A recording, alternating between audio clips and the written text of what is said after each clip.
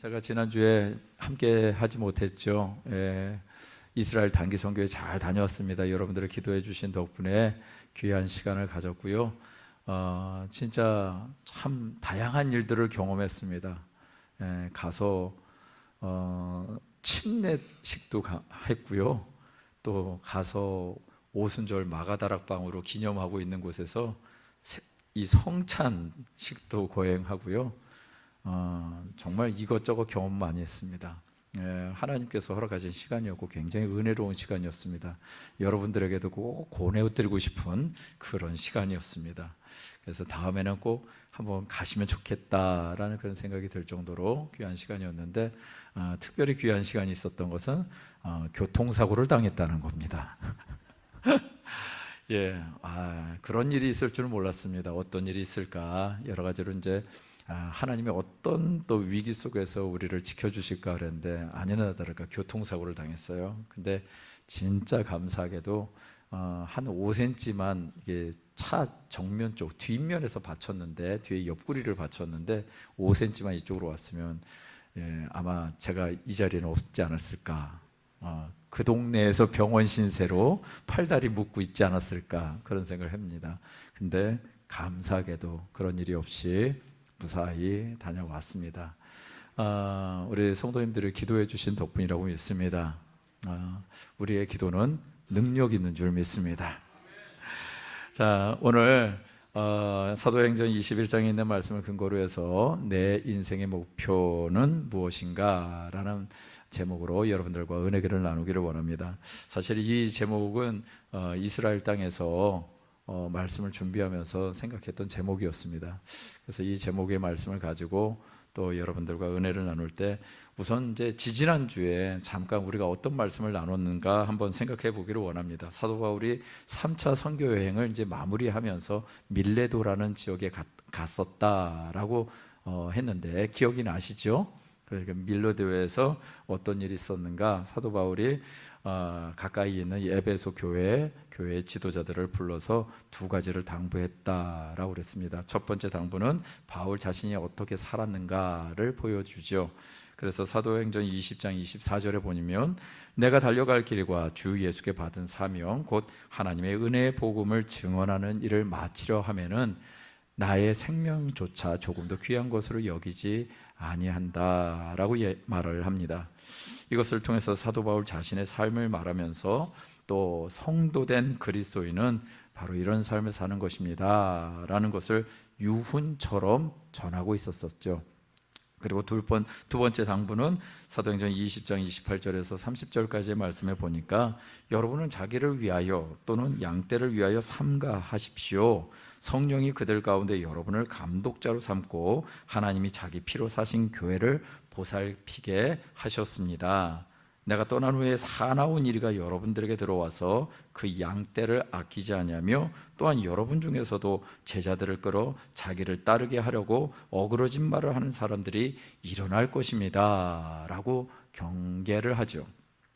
이것은 에베소 교회 지도자들에게 사나운 일을 경계하고 또 잘못된 가르침에 대한 얘기입니다. 그리고 그 잘못된 가르침을 전하는 사람을 사나운 이리로 비유했습니다. 그리고 또 지도자 자신들이 그런 사나운 이리가 될 수 있다라는 심각한 당부를 한 것입니다. 자, 그래서 사도 바울은 우리 성도, 오늘 살아가는 우리 성도님들에게 주고자 하는 것은, 우리의 인생을 중간 점검하십시오. 내 영혼을 중간 점검 반드시 필요합니다 라는 제목으로 지난 시간에 은혜를 나눴었습니다. 자, 사도 바울의 간절한 당부 이후에 이제 에베소 교회 지도자들과 또 사도 바울과 그 일행들은요 헤어지게 되는데, 헤어질 때 함께 무릎을 꿇고 모두 다 크게 울면서 헤어지게 됩니다. 이유는즉슨 그것이었습니다. 서로의 얼굴을 다시 볼 수 없을 것이다 라는 아쉬움 때문에 그랬습니다. 눈물로 배웅을 받은 사도 바울과 그 일행, 다시 배를 타고 또 여행을 시작합니다. 이 여행의 목적지는 예루살렘이었습니다. 그 예루살렘에 가기 위해서 그 소아시아 지역의 곳은 로도 바다라라는 곳을 거쳐서 거기에서 배를 하나 타지요. 베니게행 배를 타고 가나안 땅 위쪽에 있는 두로라는 곳, 여러분들 잘 아시는 두로와 시돈에 해당되는 그 두로라는 곳에 도착하게 됩니다. 그곳에서 일주일간 머물면서 다른 제자들을 만나게 되는데, 그 제자들이 예언을 하는 것이에요. 사도 바울에 대한 예언을 하고요. 그리고 여행이 계속돼서 그 두로에서 조금 남쪽으로 내려가면 돌레마이라는 지역이 있었습니다. 그래서 돌레마이에 하루 묵게 되다가 거기서 또 이동해서 그 더 남쪽 지역인 가이사랴라는 곳에 머물게 되죠. 자, 근데 그 가이사랴에 가서도 사도 바울은 또 다른 예언을 듣게 됩니다. 이 예언들이 무엇이며 또 그에 대한 사도 바울의 반응이 무엇인지를 통해서 내 인생의 목표를 세워 가시는 우리 모두가 되시기를 주님의 이름으로 축원드립니다.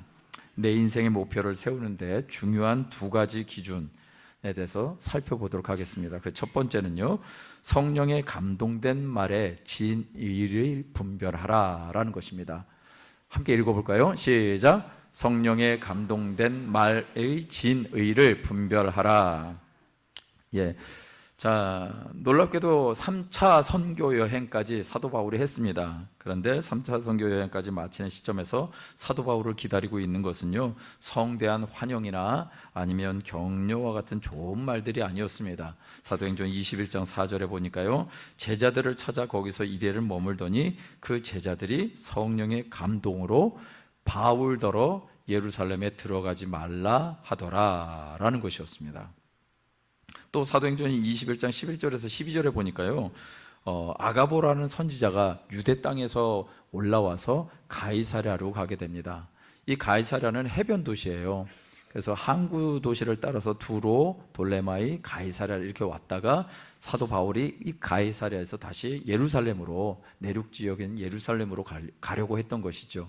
근데 이 유대 땅이라고 얘기를 했는데 아마도 예루살렘 근처지 않을까 싶습니다. 근데 거기에서 누군가 선지자가 한 사람이 오는데 아가보라는 사람이 와요.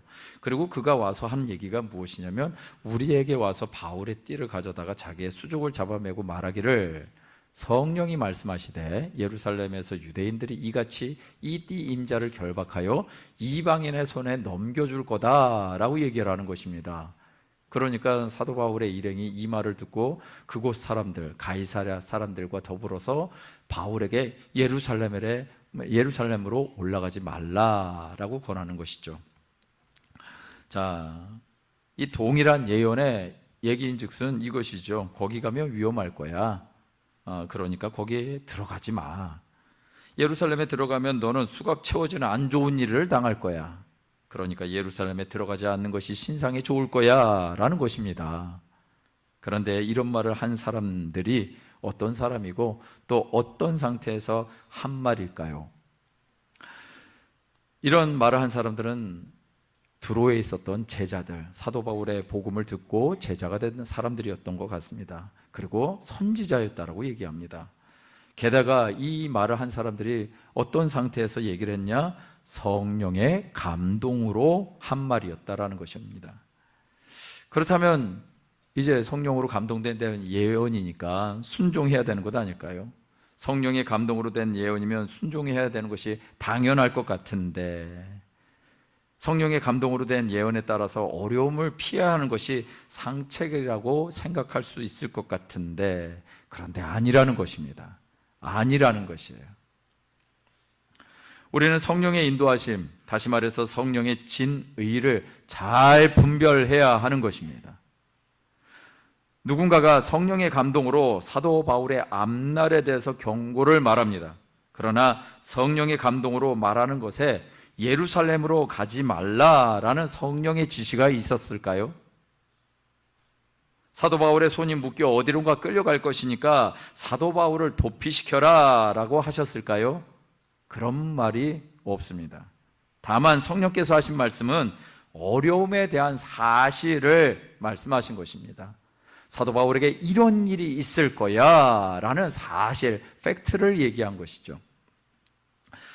그것을 피하라고까지 말씀하신 것이 아니었습니다. 그렇다면 피하라고 말하고 있는 사람들은 누구였을까? 모두 사도 바울을 생각하고 위하고 있는 사람들의 말이었다라는 것입니다. 성령의 감동으로 전해진 말에는요, 예상되는 고난과 어려움을 피하라고 하신 것이 아니었습니다. 성도에게 고난과 역경이 없는 순조로운 삶을 살면 얼마나 좋을까요? 그러나 그런 신앙생활은 있을 수 없을 것 같습니다.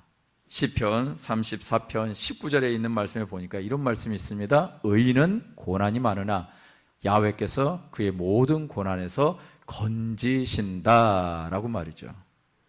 의인에게 고난이 있다 없다? 있다. 그것도 많다 적다? 많다라고 말씀하시는 것입니다. 그런데 의인이 당하는 고난을 하나님은 어떻게 하실까요? 그냥 보고만 계실까요? 그렇지 않더라는 것입니다. 그의 모든 고난에서 하나님은 건지신다라는 것입니다. 베드로전서 3장 17절에도 보니까요, 선을 행함으로 고난을 받는 것이 하나님의 뜻일진데 악을 행함으로 고난받는 것보다 낫다라고 얘기를 합니다. 이 얘기인 즉슨 악을 행해도 고난이요 선을 행해도 고난이란 얘기 아닙니까? 그러나 선을 행함으로 고난을 받는 것이 누구의 뜻이다? 하나님의 뜻이다라는 것입니다. 그래서 의인이 당하는 고난을 보고만 계시지 않으시는 분이 하나님이신 줄 믿습니다. 여러분, 이런 생각 드시지 않습니까? 하나님 보시기에 의인이라면 고난 주지 않으면 될 거 아니에요. 아니, 고난 주지 않으면 되고, 아니 왜 고난을 주시고 또 고난을 걷어가시나, 뭐 이렇게 불필요한 일들을 행하시나. 기왕 건져낼 것이면 처음부터 고난 주시지 않고 좀 편하게 살게 내버려 두시면 얼마나 좋을까요? 왜 우리에게 그런 시간들이 있을까? 그것은 이것입니다. 우리의 믿음의 진위를 가리는 것입니다. 우리 믿음에 성숙이 있느냐 없느냐를 가리는 것이죠. 우리의 믿음의 진위라는 것이 무슨 말입니까? 믿음에도 진짜가 있고 가짜가 있다라는 것입니다. 그런데 고난을 경험하면 그것이 진짜인지 가짜인지 구분되더라는 것입니다. 성령의 감동이 때로는 어려움을 예고할 수 있습니다. 그러나 그것을 피하는 것이 지혜일까요? 내 인생의 목표가 고난이 없는 삶인가요? 여러분, 구원 받으셨습니까? 대답이 이렇게 약하실까? 여러분, 구원 받으셨습니까? 네, 아멘입니다. 저와 여러분들은 구원 받으셨습니다. 그렇다면요, 나를 구원해 주신 하나님의 은혜를 누리며 살아가는 것이 최고의 축복인 줄 믿습니다. 그리고 구원해 주신 목적을 알고요, 내 인생의 목표를 세우는 것, 그것이 저와 여러분들이 가져야 될 목표인 것이죠. 고난과 역경은 피하면 피할수록 빠져드는 수렁과도 같습니다. 고난과 어려움에, 역경의 수렁에 빠졌다면 우리가 해야 될 일이 무엇일까요? 내가 빠져나가기 위해서 열심히 애쓰면 될까요? 여러분, 수렁의 특징이 무엇인지 아시죠? 거기에서 발버둥 치면 어떤 일이 벌어질까요? 빠져나오든가요? 아닙니다. 더 빠져 들어가는 것이 수렁의 그 특징이죠. 자, 그렇다면은 고난과 역경, 어려움들의 이 수령이 우리에게 다가올 때 우리가 할 일은 무엇인가? 기다리는 것이죠. 그리고 겪는 것이죠. 그리고 버티는 것이죠. 그리고 나서 우리가 해야 될 일은 소리쳐야 되는 것이죠. 살려주세요. 살려주세요. 소리치는 것이죠. 우리가 뭔가를 하면 큰일 나는 것이죠. 더 빨리 빠져 들어가는 것이죠. 그때 외부의 도움을 반드시 구해야 되고 외부의 도움을 받아야 하는 것입니다. 이것은 돈이나 힘이나 권력을 가진 누군가를 의지하라는 수준의 것이 아닙니다. 그런 도움은요, 썩은 밧줄, 동아줄에 불과하죠. 진정한 도움은 십자가의 기둥에서 우리의 죄악을 담당하신 예수님의 도움을 받아야 하는 것인 줄 믿습니다. 이것이 살 길입니다. 성령의 감동으로 주신 경고를 분별하지 못해서 주님의 뜻을 이루지 못하는 일이 없어야 할 줄 믿습니다. 성령의 감동에 대해 늘 깨어 오직 그의 깊은 뜻을 이해하는 성숙한 신앙생활을 하시는 우리 모든 분들 되시기를 주님의 이름으로 축원드립니다. 야고보서 5장 13절 말씀 한 절 말씀 같이 한번 읽어볼까요? 시작.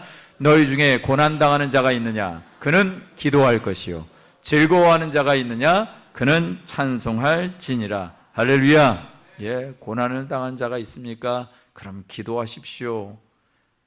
여러분, 고난의 수렁 가운데 있으면 우리가 해야 될 기도하는 것입니다. 또 즐거워하는 자가 있냐? 찬송할 것이다. 노래하라는 소리가 아니라 누구를 높여드리라고요?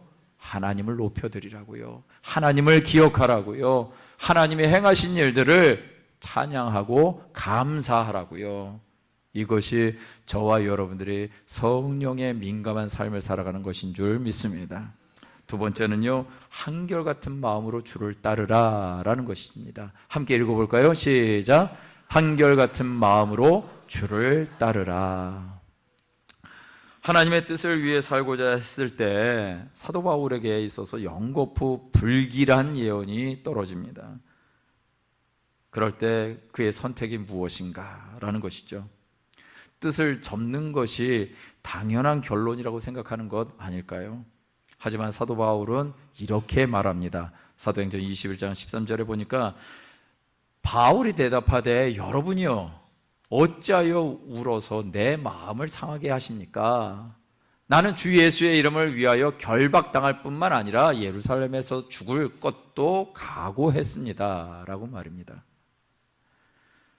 성령의 뜻이 있는데, 성령의 감동이 있는데 그 성령의 감동과 바울의 의지가 충돌한 것일까요? 바울이 성령의 뜻을 거스르는 것일까요? 아니지요. 성령의 예언적 말씀이 사실임을 사도 바울도 분명히 알았습니다. 그러나 그것은 사실일 뿐이지 회피하라고 알려주신 것이 아니었다라는 것입니다. 고린도전서 10장 13절에는 사도 바울이 이렇게 얘기를 하고 있습니다. 사람이 감당할 시험 밖에는 너희가 당한 것이 없나니 오직 하나님은 미쁘사 너희가 감당하지 못할 시험 당함을 허락하지 아니하시고 시험 당할 쯤에 또한 피할 길을 내사 너희로 능히 감당하게 하시느니라 라고 말입니다. 여러분, 이 고린도전서의 말씀은요 어디에서 기록되어졌는가?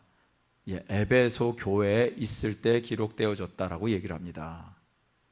근데 지금 에베소 교회에서 약 3년 동안 머물러 있다가 마게도니아와 아가야 지역을 거쳐서 헬라 지역을 거쳐서 다시 돌아와서 이제 예루살렘을 가는 여정 가운데 지금 가이사라에서 이런 예언을 듣고 사도 바울이 지금 얘기를 하고 있는 것이 어떤 배경이 있는 것인지를 보게 하는 말씀인 것이죠. 사도 바울은요 이렇게 성령에 감동된 말과 예언을 대해서 이런 태도를 갖고 있었다라는 것입니다. 내가 감당할 시험을 당해도 능히 감당하게 하신다라는 그런 마음의 자세를 가지고 있었던 것이죠. 여러분, 여기에서 감당한다는 것이 무엇일까요? 이 감당한다는 말을 어떻게 이해할 수 있을까요? 그것은 다름이 아니라 주님을 따라가는 것이라는 것이죠. 회피하는 이에게는요 하나님의 뜻이 이루어지지 않습니다. 인생의 목표가 무엇인가? 그것은 내 야망이나 내 비전을 이루는 것이 아니라 하나님의 뜻이 이루어지는 것이 인생의 목표가 되어야 한다는 것입니다. 내 야망과 내 비전이 목표인 사람은요 이것을 위해서 사람들을 이용하게 되어 있습니다. 그러나 하나님의 뜻이 목표인 사람은 이것을 위해서 사람들을 섬기고 살리게 되어 있습니다. 하나님의 뜻을 자기의 뜻에 맞춰가는 사람, 이것이 하나님의 사람, 하나님의 백성들의 모습인 것이죠. 그런 사람들에게 있어서 당연히 해야 될 일들이 무엇이냐? 주님 따라가기라는 것입니다. 따라간다는 것에 대한 우리의 상식은 무엇일까요? 여러분, 주님 따라가는 거 쉬우십니까? 어렵다라고 생각하는 것이 보편적인 우리의 생각 아닐까요? 또 하기 싫은 뭔가를 해야 된다는 정도로 우리가 생각할 때가 있습니다. 그런데 이런 삶을 살아가는 것이 놀랍게도 우리가 불행한 것이 아니라, 우리가 힘겨운 것이 아니라 이 안에 구원이 있고 이 안에 소망이 있는 삶을 발견하게 합니다. 이 안에 영원한 만족이 있습니다. 예레미야 애가 4장 17절에 보니까요, 이런 말씀이 있어요. 우리가 헛되이 도움을 바람으로 우리의 눈이 상하며 우리를 구원하지 못할 나라를 바라보았다라고 얘기합니다. 예레미야 선지자는요, 남유다 왕국에 하나님의 말씀을 대언했던 사람입니다. 유다 왕국에 대언한 내용이 무엇이었냐면, 너희가 망할 거야, 그리고 너희가 망하지만 70년 뒤에 돌아올 거야 라는 하나님의 말씀을 대언합니다. 그런데 여러분, 망한다는 소리 좋아하는 사람이 있겠습니까? 그러니 예레미야 선지자가 많은 사람들한테 괄시를 당하고 왕으로부터도 위협을 당합니다. 심지어 구덩이에 빠지는 일도 경험하고 죽을 목숨에 처해지기도 하죠. 그런데 그런 예레미야가 지금 말하고 있는 것이 무엇이냐면, 헛되이 도움을 바라는 눈이 있다라고 얘기를 하고 있습니다. 그런데 그 눈의 상태가 어떻다고요? 상했다라고 얘기를 하는 것이죠. 그리고 그런 상한 눈이 보고 있는 것이 무엇이냐 봤더니, 우리를 구원하지 못할 나라를 바라보고 있더라라는 것입니다. 우리를 구원하지 못할 나라와 같은 것이 무엇일까요? 하나님 외의 모든 것 아닐까요? 그것이 목표가 된 사람들은요, 허무한 결말을 맞이하게 될 것입니다. 그래서 사도 바울은 마음 가운데 분명한 생각이 있었습니다. 예수님을 따라가는 것이 그의 삶의 목표가 되는 것이었죠. 예수님을 따라가는 것이, 예수님이 원하시는 삶, 그것은 복음을 증거하는 삶, 그것이 분명했기 때문에 성령의 감동이 있었을 때 성령의 진의를 알게 될 수 있었고, 성령의 진의를 아니까 정말 성령께서 원하시는 예수님 따라가는 삶, 복음을 증거하는 삶을 살게 하시더라는 것이었습니다. 사도 바울은요, 한결같은 마음으로요, 가짜를 분별했고요, 한결같은 마음으로 목표를 향해 나갈 수 있었습니다. 그리고 마음의 눈이 열릴 수 있었던 것이죠. 제가 종종 사무실에 에어컨을 켜지 않고 있을 때가 있습니다. 선풍기 바람 맞고 있다가 더위를 잊을 때가 있어요. 그래서 우리 전도사님들이 이제 대화를 하기 위해서 뭔가 물어보기 위해서 이제 들어오는데, 대화를 하다 보면 얼굴에 땀이 송송 맺힙니다. 그러면 제가 더웠구나 라고 싶어서 그때서 에어컨을 틉니다. 어떤 분들은 아마 목사님 이렇게 궁상맞게 사냐고 그러실 수도 있을 것 같은데, 근데 그렇게 살아도 사라지더라고요. 물론 매번은 아닙니다. 또 어쩌다가 또 들어오셔가지고 목사님도 에어컨 틀고 사시네요. 그러지 마시라고요. 그럴 때도 있고 이럴 때도 있다고 말씀드린 겁니다. 근데 제가 왜 이게 가능할까? 그것은 제 마음의 상태인 것 같더라고요. 제가 얼마 전에도 한 방에서 한번 지내봤습니다. 문을 닫고 한번 지내봐. 참 별걸 다 저렇게 하시네라고 생각하셔도, 문을 닫고 한번 살아봤는데, 선풍기도 없이요, 살아봤는데 보니까 한 30도는 넘어간 것 같더라고요. 근데 그런 상태에서도 또 지내보니까 지내져요. 근데 왜 그렇게 지냈을까 제가 이제 생각을 했을 때, 그렇게 지낼 수 있었던 비결은 이것이었습니다. 여러분, 찜질방 가시죠. 찜질방 가셔서 여러분, 시원하다 그러시지 않으세요? 참 독하셔요. 찜질방 가셔도 그 더운 곳에서 주무시기도 하시잖아요. 아니, 그렇게 하시는데 왜 지금 이런 더위 속에서는 우리는 잠을 못 잘까요? 근데 제가 그 집에서 그렇게 자고 나서요, 아침에 일어나면서 코가 막혔어요. 감기 증상이 올 뻔했어요. 30도가 넘는 방에서 자는데. 제가 갑자기 도사가 된 기분이네요. 얼굴 표정 들어보니까.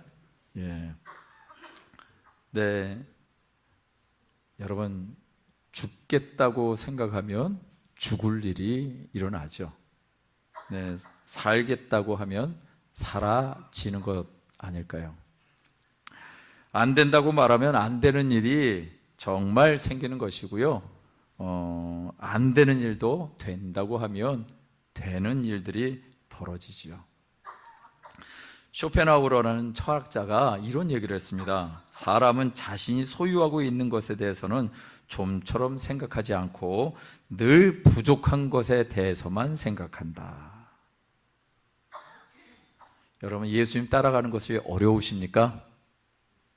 예수님 따라가는 것이 어렵지 않죠. 어렵지 않은데 우리는 어렵다라고 늘 얘기를 합니다. 예수님 따라가는 것이 늘 어렵다고 생각하는 사람은요, 어쩌면은 우리가 하나님의 구원의 은혜가 어느 정도인지 잘 모르고 있는 것 아닐지 우리 자신을 점검해 봐야 할 것입니다. 자, 주님의 은혜가 무엇인지 아는 사람은 이렇게 고백하지 않을까요? 사도 바울이 한 말입니다. 사도행전 20장 24절 말씀에 보니까 이렇게 얘기하고 있습니다. 이 말씀을 읽어볼까요? 시작. 내가 달려갈 길과 주 예수께 받은 사명 곧 하나님의 은혜의 복음을 증언하는 일을 마치려 하면은 나의 생명조차 조금도 귀한 것으로 여기지 아니하노라. 디모데후서 4장 7절 8절에도 이와 비슷한 얘기를 하고 있습니다. 함께 읽겠습니다. 시작. 나는 선한 싸움을 싸우고 나의 달려갈 길을 마치고 믿음을 지켰으니 이제 후로는 나를 위하여 의의 면류관이 예비되었으므로 주 곧 의로우신 재판장이 그날에 내게 주실 것이며 내게만 아니라 주의 나타나심을 사모하는 모든 자에게 도니라. 할렐루야. 의의 면류관이 예비되어 있다라고 말씀하고 있습니다. 여러분, 이 말씀은 장례식에서만 들려지는 말씀이 아닙니다. 이 말씀은 오늘 우리가 살아가는 모든 성도님들, 우리의 삶을 영위하고 있고 성도로서 살아가는 모든 사람들이 바라봐야 될 말씀인 줄 믿습니다. 우리는 의의 면류관이 예비되어 있습니다. 의의 면류관, 오직 예수 그리스도로 말미암는 의의 면류관이 예비되어진 삶을 살아가는 것, 그런 사람들 어떻게 싸우는가, 어떻게 사는가 봤더니 선한 싸움을 싸우고 나의 달려갈 길을 마치기까지 주의 뜻을 위해서 살더라라는 것입니다. 사도 바울처럼 예수님을 한결같은 마음으로 따라가는 자, 바로 우리 교회와 우리 모든 성도님들 되시기를 주님의 이름으로 축원드립니다. 말씀을 정리합니다. 두로의 제자들이요, 성령의 감동으로 권면을 했습니다. 그리고 유대에서 온 아가보의 예언적 행동에도요, 초자연적인 역사가 나타나지요. 그것은 사도 바울을 향한 사랑이었습니다. 사도 바울을 향한 사랑이었지, 그것이 내가 이런 예언을 하고 있기 때문에 이런 예언을 하는 것으로 당신에게 통보합니다라는 것이 아니었던 것이죠. 바울을 떠나보낼 때 메마른 마음으로 보냈을까? 오늘 성경 말씀에 보면은요, 그렇지 않습니다. 자, 사도행전 20장 36절에서 38절에 보니까 이렇게 써 있어요. 이 말을 한 후 무릎을 꿇고 그 모든 사람들과 함께 기도하니 다 크게 울며 바울의 목을 안고 입을 맞추고 다시 그 얼굴을 보지 못하리라 한 말로 말미암아 더욱 근심하고 배까지 그를 전송했다라고 얘기를 합니다. 성령의 감동으로 예언되어진 말씀을 나눌 때 사람들이 어떤 상태에 있었는가? 서로가 서로를 생각하는 마음이 있었고 사랑의 마음이 있었습니다.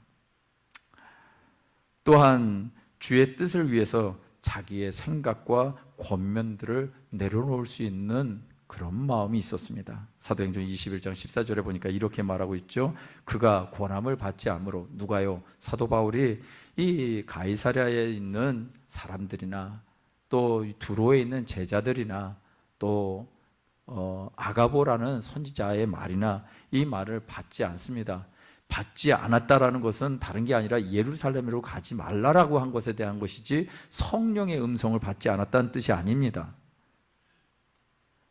그들이 한 것은 결국은 어떻게 되어지기를 원하는가 봤더니 우리가 주의 뜻대로 이루어지다 하고 그쳤다라고 얘기를 합니다. 결론은, 모든 사람들의 결론은 무엇이냐면 주의 뜻이 이루어지게 원합니다 라는 것이었습니다. 이것이 사도 바울의 고집이었을까요? 자기의 목표를 위한 것이었다면 고집 맞습니다. 그러나 성령의 감동으로 알게 된 어려움 앞에서도 그는 예루살렘 행길을 선택하지요. 그것은 고집일 수가 없습니다. 왜냐? 자기의 목표를 위한 것이 아니라 하나님의 뜻을 이루는 선택이었기 때문에 그렇습니다. 사도 바울의 결정은요, 인생의 선명한 목표였습니다.